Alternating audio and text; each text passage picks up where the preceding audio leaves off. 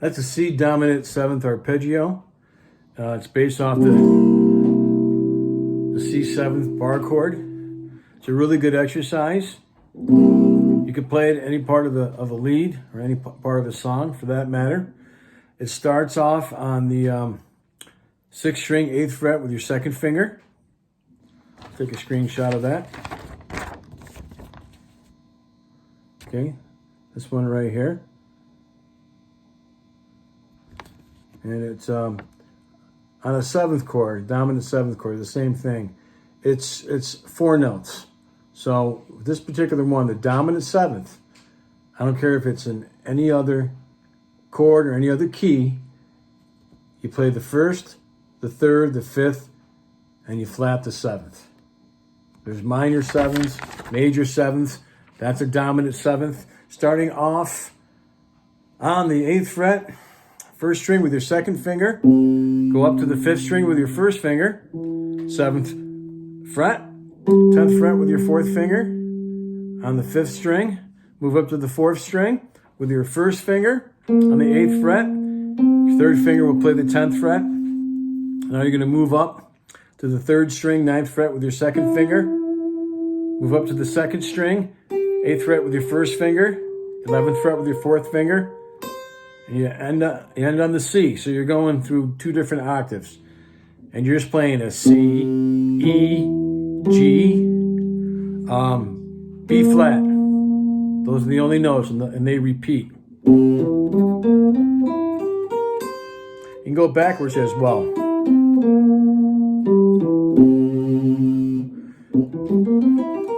Practice it slow and then you get it faster. It's just a little exercise that you can use. So if you check out some of my videos, you can see how you play a blues scale. This particular one is the blues scale with the extension.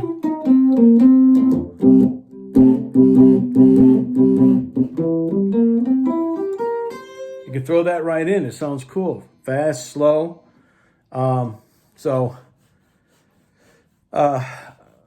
A couple weeks ago, I think I put up a C dominant 7th scale, which I'm just going to play. You can check out my video. Maybe it's not even a few weeks ago, where you also start on the 6th string, 8th fret with your 4th finger. It's a little different, okay? It's not an arpeggio. It's a scale. And that particular scale, most of the scales you're playing are diatonic, whether they're major or minor, so they have 8 notes. 7 different notes, but 8 notes in the scale, diatonic. This particular dominant 7th scale, we're doing it in C, what I just showed you, it doesn't play the 5th, okay? It only has 6 different notes, 7 notes. It's actually, it skips the 3rd. Excuse, not the 5th, it's the 3rd. In this case, it's E, because you go C, D, there's no E in this scale. In the dominant 7th arpeggio, there is an E. So it's a little different, not to be confused. You can kind of blend the 2 together, but sometimes they contrast each other. But I want to really define what an arpeggio is. Some of you may not know what an arpeggio is, Bo. It's that simple. So an arpeggio is when you individually play the notes of a chord. You can use your pick. You can finger pick them. But they must contain at least 3 pitches in order for it to be an arpeggio. Okay? So that's what an arpeggio is. It's individually plucking notes. Not playing a lead like that. So say if I just played this little C chord, which is in the 1st position bar chord, which is a C chord, but it looks like an open F shape. I'm going up, up, up, down, down, down, up. That's an arpeggio. Those are arpeggios. And they're very important. And this C dominant 7th arpeggio has 4 different notes in it, but we're playing them twice. So that little phrase has 8 notes in it. Actually, it has 9, forgive me. So, and if you want, you can transpose it. You can play this anywhere where you want. Okay? And I suggest that you do. And, well, we got time. I think I can go over some triad arpeggios. Now, triad is just when you're playing 3 notes. Sevenths has 4 notes in the chord. So, this top 2 is just another little exercise. It helps you to get to know the notes as well. So you can think about the notes consciously as you're playing it. And we'll play it really slow. It can be pretty difficult. We're going to start on the 5th string, 3rd fret with our 2nd finger. And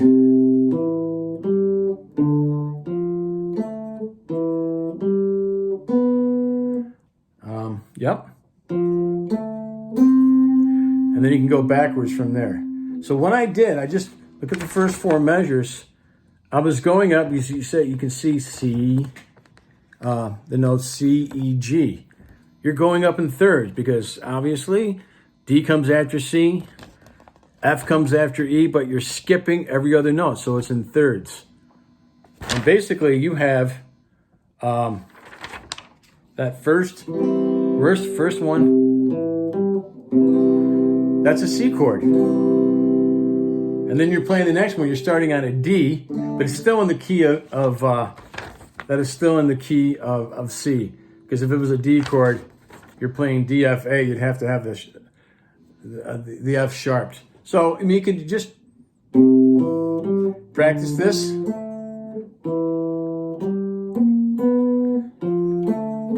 can even go backwards.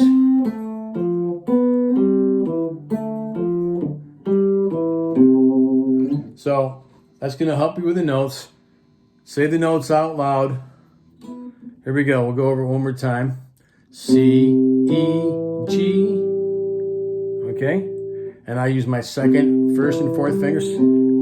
I change strings after that. I play that C note. Okay? And now, after I play the 4th string, the 2nd and 5th frets, I will play the E on the 4th string 2nd fret, followed by the G on the 5th fret, 4th string. So that's what you have. And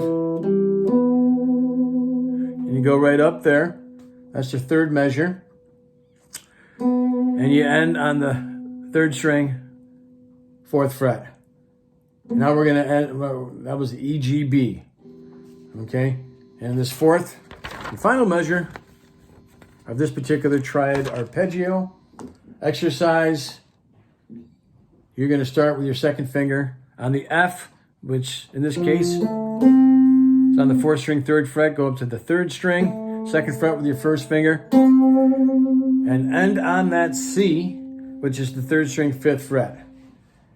And then you go backwards. But try to say those notes like C, E, G, D, F, A, E, G, B, F, A, C. Say them out loud so you get to know them. You know them by looking at them, by hearing them. So you know where they are on the guitar, neck, and you know them right here too, okay? You'll be able to hear them. So that's a lot of stuff there, okay? Pay special attention to the C dominant 7th arpeggio. Try to arpeggiate more. If you're new to arpeggiating, if you know some open chords and open C, instead of just strumming it, you can pluck the 5th, 4th, 3rd, 2nd, 1st strings,